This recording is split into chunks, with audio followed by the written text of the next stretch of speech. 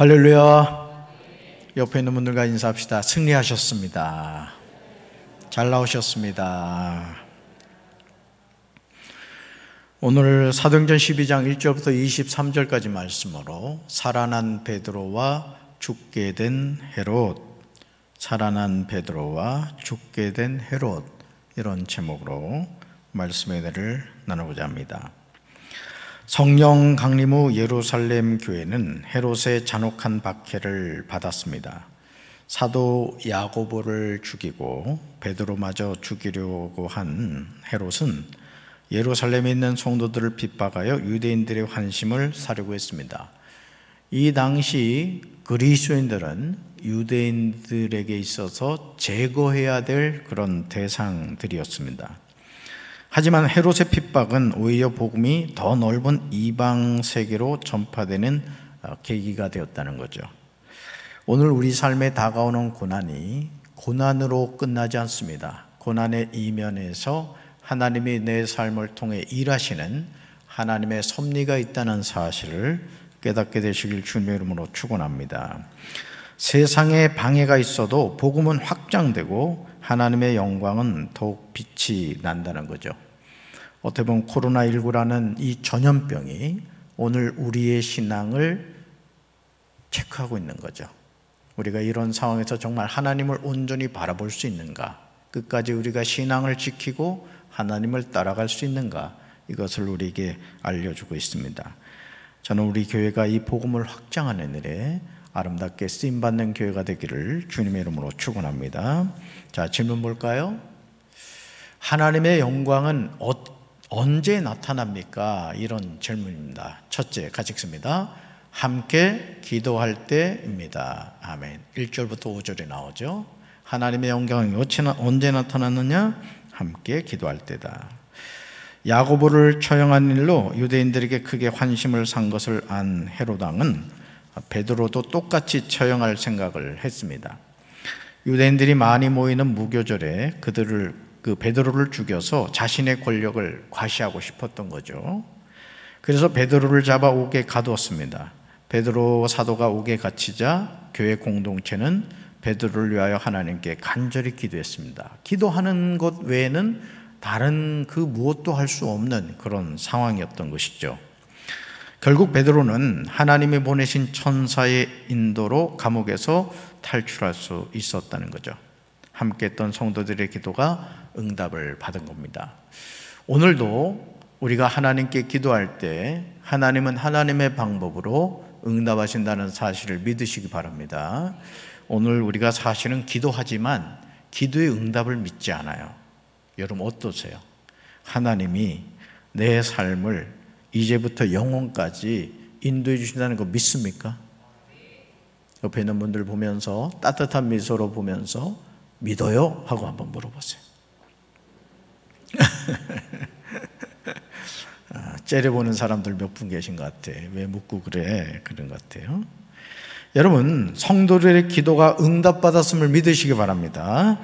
베드로가 잡혀간 위급한 상황 속에서 교회는 가장 먼저 일치된 마음으로 하나님의 도우심을 구했어요. 그렇기 때문에 오늘 우리가 신앙생활을 하면서, 아니 삶의 여정에서 누가 지혜로운 인생이냐, 삶의 문제가 다가올 때 기도 요청을 하는 거예요. 목사님, 저에게 이런 일이 있습니다. 저희 가정에 이런 일이 있습니다. 제가 다니는 직장에 이런 일이 있습니다. 기도 요청을 하십시오. 그리고 저는 우리 교회가 그런 교회가 되어야 된다고 생각합니다. 정말 기도 제목이 있을 때 그것을 성도들과 함께 나눌 수 있는 공동체가 되어야 돼요. 근데 제가 인천에 있는 하객교에서도 그 중보 기도들을 맡아서 이렇게 이끌면서 느낀 게 뭐냐면, 정말 기도 제목은 오픈을 안 하는 거예요. 그 맨날 기도 제목이 뻔하잖아요. 자식들 잘 되게 해주세요. 몸 건강하게 해주세요. 사업 잘 되게 해주세요. 중요한 거죠. 그런데 정말 내면의 기도 제목을 이야기하지 않더라는 거죠. 물론 그러기 위해서는 우리 교회 공동체가 그런 것을 수용할 수 있는 그릇이 돼야 됩니다. 어떤 기도 제목을 내놓는다 할지라도 그거 가지고 막 이렇게 소화시키려고 하는 사람들이 없어야 돼요.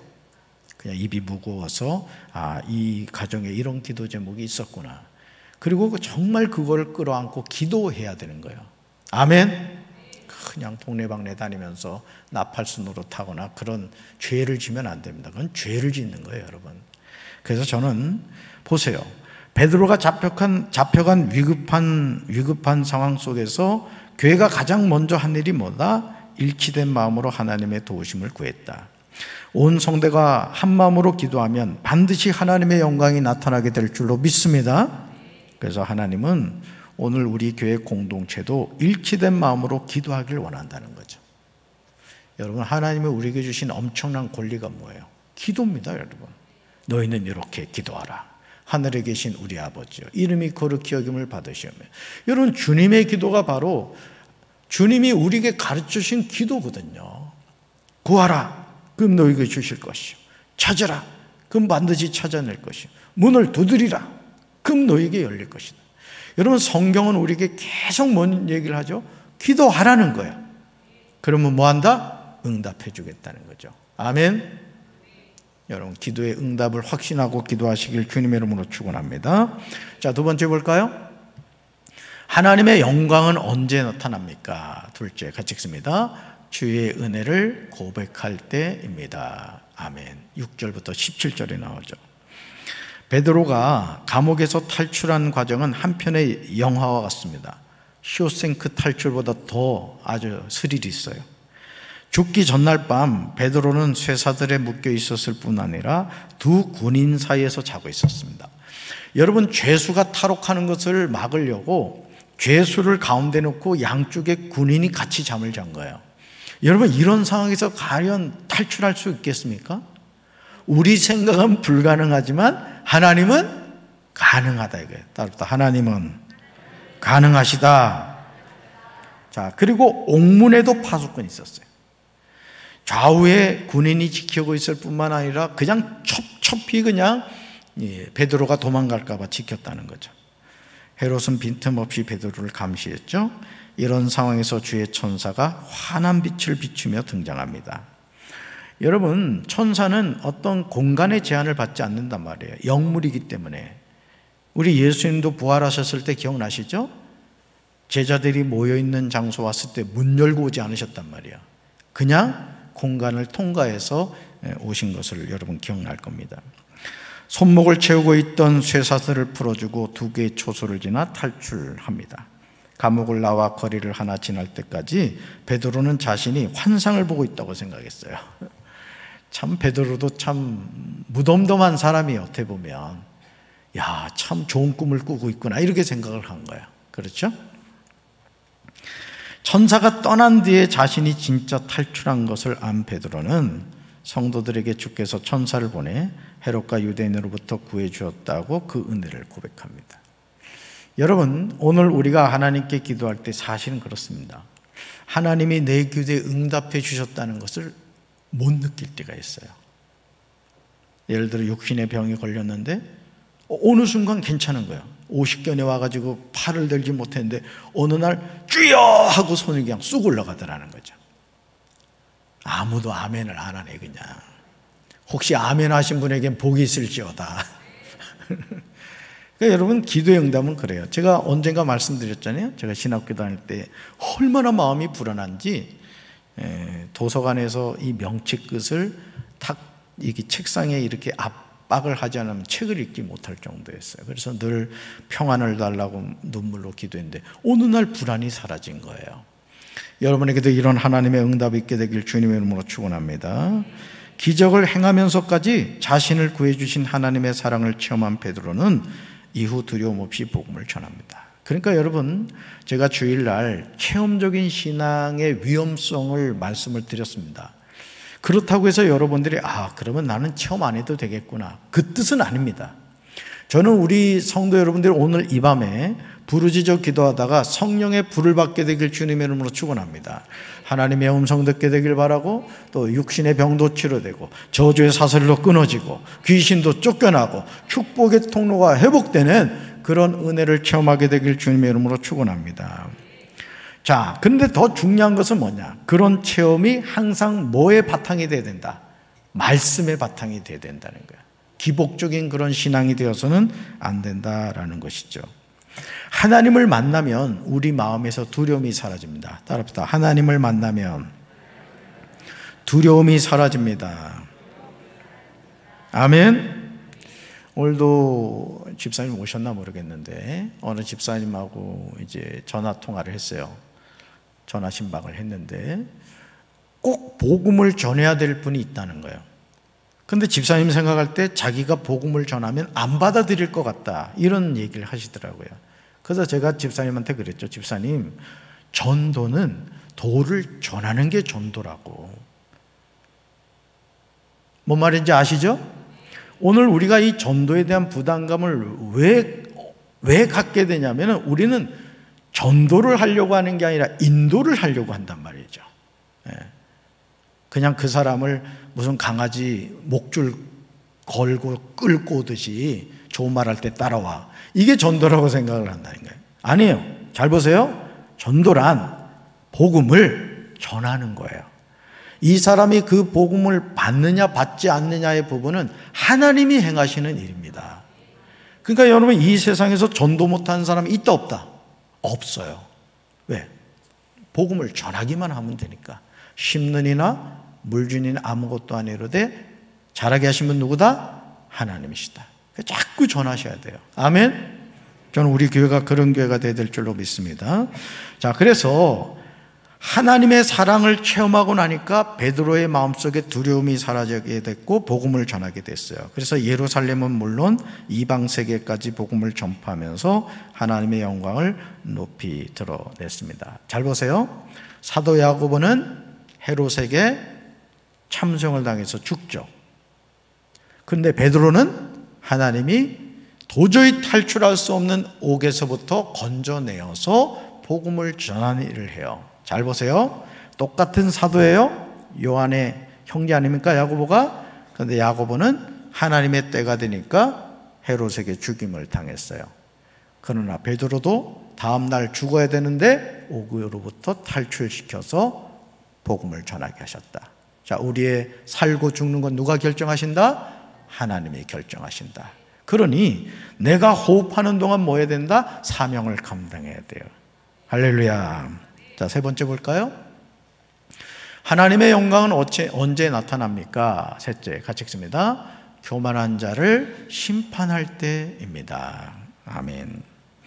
그리스도인을 핍박한 헤롯 아그리파 1세는 교만한 사람이었습니다. 자신의 정치적 야욕을 채우기 위해서 교회를 핍박했죠.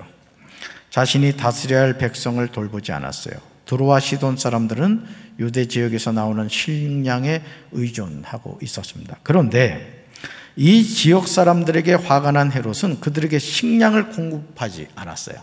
그러니까 먹거리를 딱 쥐어잡으니까 어떻게 해요? 이제 항복을 한 거예요. 그래서 화평을 청해온 그들에게 헤롯은 이제 화려하게 차려입고 왕자에 앉아 연설했습니다. 그런데 이 헤롯 아그리파 1세가 연설을 엄청 잘했다 그래요. 연설을 잘했다 그럽니다. 자, 그때 군중은 그를 신으로 칭송하며 아첨을 합니다. 그러니까 연설을 잘하기도 했고 또 그 헤롯 아그리파 1세가 입고 있는 복장 자체가 햇빛에 딱 비치니까 아주 빛이 났다 그래요. 그러니까 사람들의 눈에 보니까 어떻게 해요? 신처럼 느껴진 거죠. 그래서 여러분 기억하시죠? 예전에 부흥사들은 양복을 항상 입으면 흰색을 입었습니다. 그래서 저도 가끔 흰 양복을 한번 입어볼까 이런 생각을 합니다. 구두도 백구두를 신고 그랬죠? 네, 그랬단 말이죠. 흰 옷 입으면 사람이 하얘집니까? 겉이 검은들 속조차 검을 쏘냐 뭐 이런 말도 있습니다. 어쨌든 그랬단 말이에요. 자, 그런데 문제는 뭐냐? 하나님의 영광을 대신 차지한 헤롯을 하나님이 그냥 두지 않으셨다는 거예요. 그러니까 참 무섭습니다. 아주 즉결 심판을 하시죠. 그래서 결국 어떻게 하죠? 천사를 보내서 그를 치셨다. 그래서 헤롯은 벌레 먹히는 고통스러운 죽음을 맞이합니다. 교회를 핍박하고 자신을 신으로 여기며 교만했던 헤롯을 하나님은 죽음으로 심판하셨다는 거죠. 그래서 우리가 하나님 앞에서 늘 뭐 해야 돼요? 겸손해야 됩니다. 죽을 때까지 겸손해야 돼요. 겸손을 놓치는 순간 우리 영적 생명은 끝납니다. 그래서 저같이 이렇게 강단에서 말씀을 전하는 주의 종이든, 예를 들어 여기 와서 워십을 한다거나, 또 우리 전사님들 찬양 인도를 한다거나, 뭘 하든지 내가 하는 어떤 행동을 통해서 내가 드러나면 안 되는 거예요. 항상 하나님이 드러나야 돼요. 그러니까 예배를 드림에 있어서도 예배의 주인공은 누구죠? 하나님이십니다. 그래서 예를 들어 성가되든 찬양되든 뭘 하든지 내가 하는 헌신은 누가 나타나야 된다? 하나님의 영광이 나타나야 돼요. 할렐루야. 그래서 헤롯은 교회를 핍박하며 베드로를 죽이려 했지만 하나님은 베드로를 살리시고 헤롯을 죽게 하셨습니다. 보세요. 헤롯은 자신이 베드로 목숨 하나는 그냥 끝낼 수 있다 생각했는데 오히려 바뀐 거죠. 베드로는 살고 헤롯은 죽었다. 하나님의 은혜로 베드로는 살아났고 헤롯은 본래 죽는 치욕스러운 벌을 받았습니다. 우리는 이를 통해서 하나님은 당신의 영광을 위해 구체적으로 역사하시며 정의를 행하신다는 사실을 깨달아야 돼요. 여러분, 정의를 행하시는 분은 하나님이신 거 믿으시기 바라요. 오늘 교회 안에서 많은 사람들이 왜 실수를 하냐면 내가 정의의 사도가 되려고 합니다. 간음하던 여인을 사람들이 잡아왔죠. 사실은 예수님에게 데려올 필요가 없었어요. 현장에서 돌로 쳐서 죽이는 것이 그 당시의 율법이었습니다. 그런데 예수님을 시험하려고 간음하는 여인을 잡아왔어요. 뭐라 그러죠? 선생님, 이 여인이 간음하다가 잡혀왔습니다. 모세율법에는 돌을 들어 치라고 했는데 당신은 어떻게 하겠느냐 묻죠. 그때 예수님은 어떻게 하시죠? 그 얘기를 듣고 땅에 앉으셔서 뭔가를 쓰시죠. 그리고 일어나셔서 뭐라 그러죠? 죄 없는 자가 돌을 들어 치라. 그랬더니 다 도망갔다 그래요. 어떤 분은 그런 얘기 하더라고요. 요즘 그렇게 얘기했다면 다 돌로 쳐서 죽였을 거라고. 예수님 당시니까 그냥 갔다고 그런 우스갯소리도 합니다만은. 자, 그러면서 예수님이 간음하던 여인에게 했던 아주 중요한 말씀이 있습니다. 죄가 전혀 없으신 성자 하나님이신 예수님이 뭐라고 말씀하시죠? 나도 너의 죄를 묻지 않으니 다시는 죄를 짓지 말라고 이렇게 말씀하십니다. 뭔 얘기를 제가 하고자 하냐면 정의의 사도가 되지 마시라는 거야. 옳고 그름을 판단해 주는 하나님이신 줄로 믿습니다. 내가 막 교회 정의, 교회 바르기 세우고, 교회 바로 세우기 한다고 아주 그런 사람들이 많아요. 그 결국 교회를 망가뜨리죠. 그 마귀적인 행동입니다. 하나님이 하셔야 될 일을 왜 내가 하겠다고 그러면 안 되죠. 아멘. 자, 말씀 행하기 봅시다. 묵상 질문. 첫째, 어려운 일을 만났을 때 한 마음으로 기도합니까? 여러분 스스로 한번 대답해 보세요. 5절 같이 읽습니다. 이에 베드로는 옥에 갇혔고 교회는 그를 위하여 간절히 하나님께 기도하더라. 아멘. 어려운 일을 만났을 때 결국 우리가 뭘 느껴야 되느냐? 기도의 결핍을 느껴야 됩니다. 여러분, 오늘 우리 삶에서도 그래요. 우리 청년들도 마찬가지예요. 청년들도 내 삶을 이끌어 가신 분이 하나님이시라는 것을 생각하고 여러분 기도에 올인을 하시기 바라요. 아멘. 기도로 끝장을 내야 됩니다. 자, 두 번째 질문 볼까요? 주님이 주시는 은혜를 얼마나 고백합니까? 라는 질문이에요. 17절 볼까요? 같이 읽습니다. 베드로가 그들에게 손짓하여 조용하게 하고 주께서 자기를 이끌어 옥에서 나오게 하던 일을 말하고 또 야고보와 형제들에게 이 말을 전하라 하고 떠나 다른 곳으로 가니라. 아멘. 정말 재밌는 장면이 나오죠. 로데라는 여자아이가 딱 나와서 들어보니까 누구 목소리예요? 베드로 목소리예요. 그러면 문을 열어주고 들어가야 되는데 너무너무 흥분해가지고 들어가가지고 베드로 사도가 살아왔다고 했어요. 그랬더니 뭐라 그래요? 야, 천사가 왔나 보다. 그런데 로데가 계속 하니까 네가 미쳤구나 그럽니다. 기도 응답을 미쳤다고 하면 되겠습니까? 자, 뭘 말하죠? 기도하기는 했지만 하나님의 응답을 믿질 않은 거예요. 오늘 우리가 이런 실수합니다. 기도하면서도 여러분 저 예루살렘 성전 문을 들고 나가면서 그냥 주여 삼창하고 뜨겁게 기도하고는 저 문을 열고 나가면서 한숨을 쉬는 거예요. 아이고 내 팔자야. 이러지 마시기 바래요. 기도했으면 응답을 확실히 믿으시기 바랍니다. 여기 예루살렘 교회 성도들처럼 베드로가 살아서 왔는데도 네가 미쳤다, 천사가 왔다 이렇게 하면 안 된다는 거죠. 세 번째 볼까요? 내 안에 있는 교만함을 자주 회개합니까? 라는 거예요. 23절 같이 읽습니다. 헤롯이 영광을 하나님께로 돌리지 아니하므로 주의 사자가 고치니 벌레에 먹혀 죽으니라. 아멘. 잘 보세요. 헤롯이 영광을 누구에게로? 하나님께로 돌리지 아니하므로 결국 죽었다. 그러니까 나이 나된 것은 하나님의 은혜임을 기억하며 늘 겸손으로 허리를 동이시기 바랍니다. 낮은 자를 높여주시고 높은 자를 낮게 하시는 분이 하나님이시죠. 삶의 적용 볼까요? 하나님으로부터 받은 은혜의 내용을 적어보고 그 은혜의 감사의 마음을 표현하는 시간을 가지십시다라는 거예요.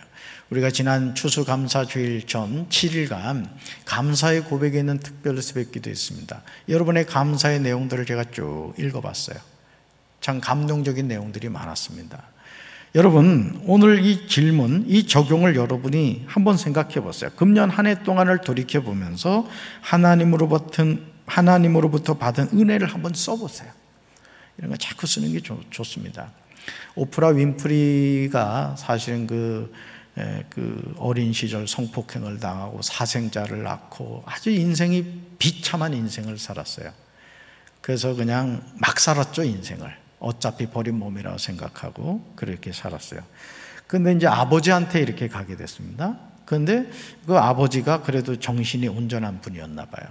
오프라 윈프리에게 네 인생은 소중하다. 그걸 이제 심어준 거예요. 그러면서 오프라 윈프리가 평생을 감사 노트를 썼다 그러죠.